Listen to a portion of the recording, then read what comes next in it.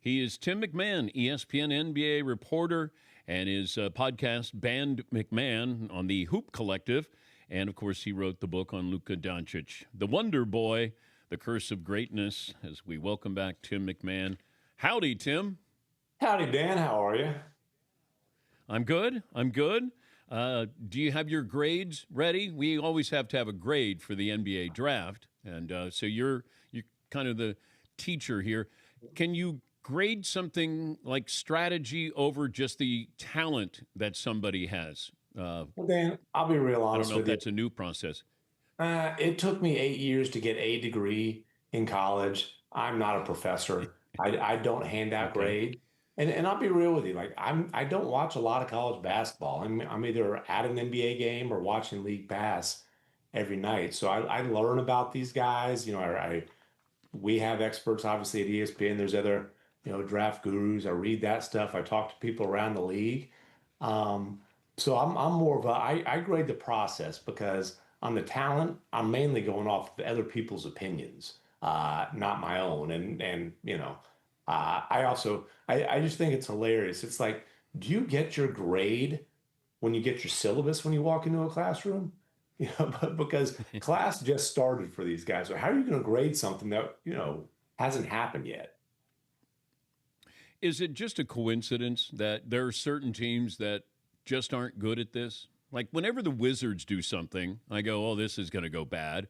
But if the Miami Heat do something, then I go, oh, they must know something that I don't know. Well, and I think you're judging the Wizards on history.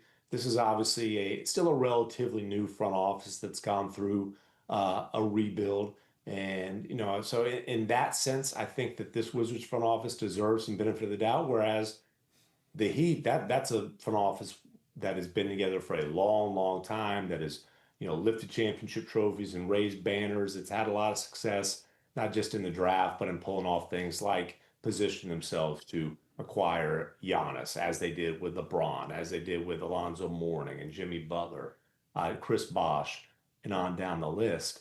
Having said that, the new Wizards front office, new-ish, years into it now, but not long tenured. I don't know that they bought a lot of credibility when they gave Trey Young a $212 million extension. But that's another that's another issue. That's not draft related. How did the Celtics miss on Giannis? I really think it just came down to for Milwaukee. Um, are you going to make a trade that's about being as good as you can be the next 2 or 3 years? Or are you going to make a trade that's about giving your franchise a chance to really eventually come out of this with a competitive team in place? Jaylen Brown and a couple first round picks is what was on the table from the Celtics. Those picks are likely going to be late picks, right? And so Hmm. with Jaylen Brown, yes, that is a ready-made in his prime superstar. That's a guy who was, second team All NBA selection. He's not at the same tier as Giannis, but he's just at that tier right below. But look, Dan, that wasn't a good team with Giannis on the floor. He didn't play a lot last year, but when he played, there was 17 and 19. You bring in Jaylen Brown, and yeah, you're maximizing your chances to be competitive next year, but the ceiling's still not very high. Whereas you go with this deal with Miami, you get a lottery pick in this year's draft. You get two more picks that are when Giannis is going to be in his mid to late 30s, plus a swap in that span. You get, Tyler Hero, who we'll see if he's on the roster or not. Either they get more stuff for him or he's scoring 20 points per game and, at least giving Wisconsin folks a local kid to watch. And then you get a Hmm. few, they didn't get like hey, this is the centerpiece of the trade guy, but they got some young players that are interesting in it. So I would have taken the deal from Miami as well. They squeezed Miami to get as much as they could get from them. And again, I just think the Jaylen Brown thing, sure, okay, great, you get an all NBA player. To do what?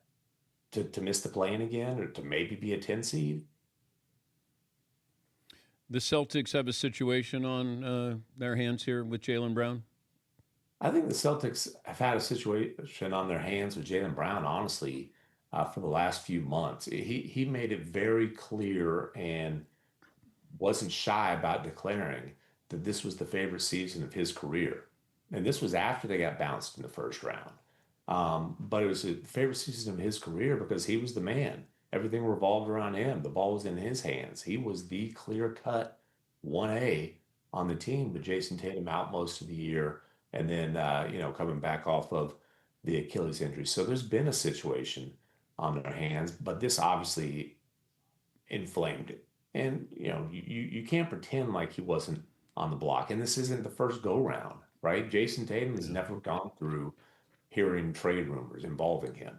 Jaylen Brown has on multiple occasions. You go back to the KD stuff, and they kind of tried to play the semantics game there. There was no semantics here. He was absolutely offered. And so, we will see what that means moving forward. We will see if he's on the Celtics roster when training camp rolls around. Talking to Tim MacMahon, ESPN NBA reporter. You can also see him on the great podcast, The Hoop Collective. Dusty May running from Michigan or running to the Mavericks? That's a that's a great question. Um, uh, I wouldn't say running from Michigan, maybe running from college basketball, but clearly he had interest in jumping to the NBA. The Mavericks was the opportunity that presented itself. And look, there's a lot of work to be done with this Mavericks roster, but there is really significant appeal in being the head coach in Dallas. And that's primarily for one reason. They have a guy to build around. They hope for the next generation, and now I'm obviously talking about Cooper Flag, a 19-year-old who has MVP type of potential, who has perennial all NBA type potential. They have the toughest piece to find already in place. And so, for that reason, plus they have an owner who's willing to pay, this was an attractive job to coaches. NBA teams try to model themselves after the Knicks with them. I don't know if it's necessarily a copycat league, but and how would you even copy what the Knicks were able to do with that roster? Yeah, I mean, obviously, anytime a team wins a championship, other franchises are going to study that and going to see if there's things that they can emulate. But uh, the the biggest piece there is Jalen Brunson, and I don't know how you emulate that. I don't know how. Look, when the Knicks signed him to a 4-year, $104 million contract, the general reaction was, "Oh my gosh, I can't believe how much they overpaid." And it was a silly reaction at the time because it was like average starting point guard money. But nobody with the Knicks thought that they were getting a perennial All NBA player, a Finals MVP player, a guy who's going to drop 45 in a title clinching game. And so he's exceeded all their internal expectations. And then so finding that guy, having him just blossom and continue to get better and better and better, I don't know how you emulate that. And I also don't know how you emulate having the face of your franchise leave $113 million on the table so you can fill out the rest of the roster. I don't think that's going to be a trend. Well, Tim, there's millions and millions of Knicks fans who knew that Jalen Brunson was going to be this great. It was everybody else, all the members of the media. We're the ones who didn't realize this. Nobody loves Jalen Brunson more than his dad, Rick, and Rick will be the first one to tell you. I thought he was going to be good. I didn't know he was going to be this great. So the rest of them they know him better than his own dad does. Well, Jay Wright came out, and even when I had him on after the season, he said, I didn't think he was a one. I thought he might be a two or a three for a Mhm. team. So here's your Yeah, college coach who didn't think you would be this great. right. And this guy, he has been underestimated, obviously, his entire career. I mean, he was the NCAA Player of the Year on a championship team his last year at Villanova and slipped into the second round. But in Dallas, that last he as he kept getting better and better, that last year he proved himself as a bona fide number two on a really good team, on a team that went to the Western Conference Finals. And look, if you want to say I knew it, then you can say that little glimpse that year when Luka Doncic was out with the calf strain and they had to open the playoffs without him.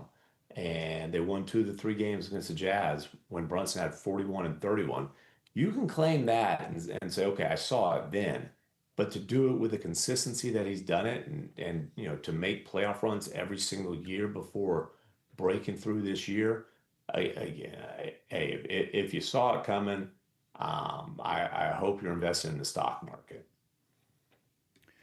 Always good to catch up with you, Tim. Thanks for joining us. Appreciate you, Dan. Adios, amigo. It's Tim MacMahon, ESPN NBA reporter, the Band MacMahon podcast on the Hoop Collective.